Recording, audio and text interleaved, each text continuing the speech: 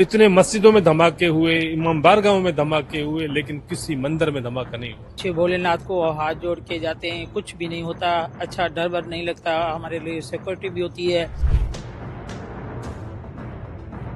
જ્યારે અમે champions ટ્રોફીના coverage માટે પાકિસ્તાન પહોંચ્યા ત્યારે પ્રશ્ન એ હતો કે અહીં હિન્દુઓ અને મંદિરોની સ્થિતિ શું છે। આ પ્રશ્ન અમને કરાચીના રત્નેશ્વર શિવ મંદિરમાં લઈ ગયો, જે એવું માનવામાં આવે છે કે ભગવાન શિવનું ત્રીજું નેત્ર હાજર છે। અહીં મંદિરમાં સીડીઓ ઉપર તરફ નહીં પણ નીચે તરફ જાય છે। કુલ 6 લેવલ છે, જેમાં ભગવાન શિવ સૌથી નીચલા સ્તર પર બિરાજમાન છે।